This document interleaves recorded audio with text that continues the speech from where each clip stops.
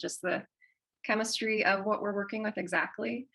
So most of us, I believe, are working with what's called a fructose indigo vat. And what that means is it includes indigo pigment, so natural indigo pigment from the leaves of indigo plants, and fructose powder in this case. Fructose is a naturally occurring sugar in plants. So in banana plants, or banana fruits, I should say. So you can start to feed your vat with like whatever you have around you at home, but you can also work with black walnut hulls. That's a really powerful reducing agent. When the black walnuts are green, you just kind of cook them down, make a little infusion, and feed your vat with it. Madder exhaust, so madder root, if you're working with like ground or whole madder, you can scoop a cup or so into your indigo vat and stir it up and help it go back into reduction. And let's see, there's just a lot of different kinds. Salal berries, I would work with those when I lived in California and Mendocino, if anyone's local to around there. And you can make little vats and test different reducing agents and start to explore that. Orange peels, orange rinds, all like citrus rinds have pectin in them, and you can make an infusion out of that and feed your vat with those too. And the purpose of the fructose powder or the reducing agent is to remove the oxygen from the indigo vat environment. So indigo is a very special kind of like standalone natural dye. It's different from every other natural dye that we work with because it's what's called a vat dye, which basically means we need to have it in a vat environment in order for the pigment to bond to our fiber.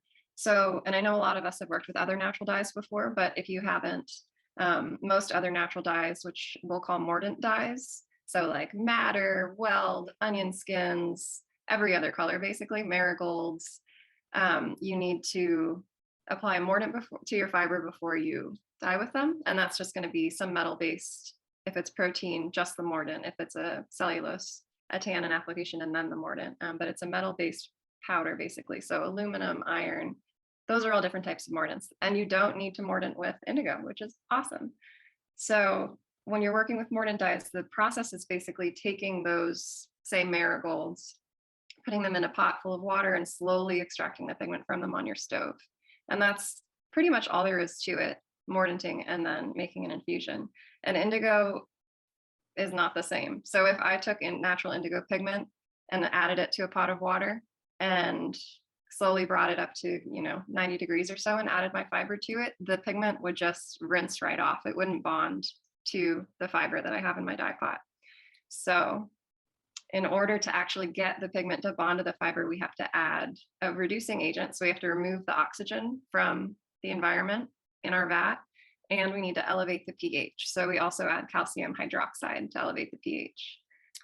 So the three ingredients that we have in these indigo vats that we're working with are natural indigo pigment, fructose powder as our reducing agent, and calcium hydroxide to elevate the pH. With the fructose vat, which is what we'll call it, some folks call it a sugar vat, we want our pH to be somewhere around like a 10 to 11. The fructose vat is really, really great for working with cellulose or plant-based and protein or animal-based fibers because the pH is generally lower than some other types of indigo vats. So I really like them because they're versatile in that way. Like I don't have to worry about if it's the alkalinity will damage silk that I want to dye or something like that. The con of a fructose vat is it likes to be kept warm. So, and we talked about this a little bit yesterday too, different like methods of keeping our vats warm are anywhere from adding boiling water, just especially as the liquid level goes down as we're, removing the liquid from it as we're actively dyeing. So adding warm water, using an aquarium heater or a sous vide, which is like basically a fancy aquarium heater for your kitchen. And aquarium heaters are great, and sous vides too, because you can actually set the temperature. So if I know I'm going to be dyeing tomorrow morning and my vat has been sitting in my pretty 40-degree garage or so for the last week, I'm just going to the night before pop my aquarium heater in there, get it up to like 90 degrees Fahrenheit, and it should be pretty happy the next day for dyeing.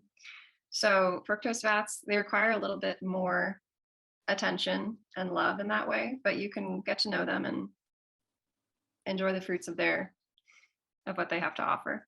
Some other different types of vats are ferrous vats. So the reducing agent with a ferrous vat is ferrous sulfate. But ferrous vats, the pH is higher. It's about around a 14, which is very alkaline. So it can damage protein fibers. You definitely want to wear gloves if you're working in a ferrous vat. I've made the mistake of thinking I didn't need to, and it was very unpleasant. So definitely protect your skin. They don't need to be kept warm, which is really nice, especially if you're working with, in the winter, or you wanted to just, store it in your garage and then come back to it in a few weeks. So that's another great pro of ferrous vats. But they can damage fibers because their alkalinity is so high. But these vats are called 1-2-3 vats, and their recipes developed by and shared with us all by Michelle Garcia. And so, for example, a fructose vat, the proportions that are in are 1 part indigo, or 50 grams of indigo, 2 parts fructose powder, and I'm sorry, I mixed it up. It's 1 part indigo, 50 grams of indigo, 2 parts calcium hydroxide, or 100 grams of that, and 3 parts fructose powder, so 150 grams of fructose powder. And then ferrous vats are a little bit switched, so they have a higher amount of calcium hydroxide. So if you wanted to work with that with the same kind of depth of indigo, to get a deeper value, it would be 1 part indigo pigment, 2 parts ferrous sulfate, and 3 parts calcium hydroxide. So it has a higher alkalinity just because it has more calcium hydroxide in the vat. So if you're interested in only working with like cellulose fibers, and you're interested in a more kind of like low maintenance vat, I could recommend a ferrous vat for you too. Another type of vat that is more, I think, common for like beginners and is a lot less expensive than these other natural ingredients are Thiox vats or sodium hydrosulfite vats, and they're all synthetic. So oftentimes if you buy a Thiox kit, like a $10 kit, it's mixed with pre-reduced indigo or synthetic indigo, which is just it's chemically identical to natural indigo pigment, but it's made in a lab, so it's petrochemical. So if you wanted to only work with natural dyes and naturally derived pigments, then you wouldn't want to work with pre-reduced indigo. But it's cheaper, it's stronger, like very, very concentrated. So there are pros to it, but it's a synthetic dye. So those vats have pre-reduced indigo, thirodioxide as the reducing agent, and which is kind of smelly. So oftentimes people think indigo vats are really smelly, but oftentimes that's because they've worked with Thiox vats, and maybe they, just haven't worked with other types of vats. But Thiox is really stinky, kind of fumey. So you don't want to work with those indoors. And then soda ash is the pH rate elevator in that vat. So those are 3 different types of indigo vats.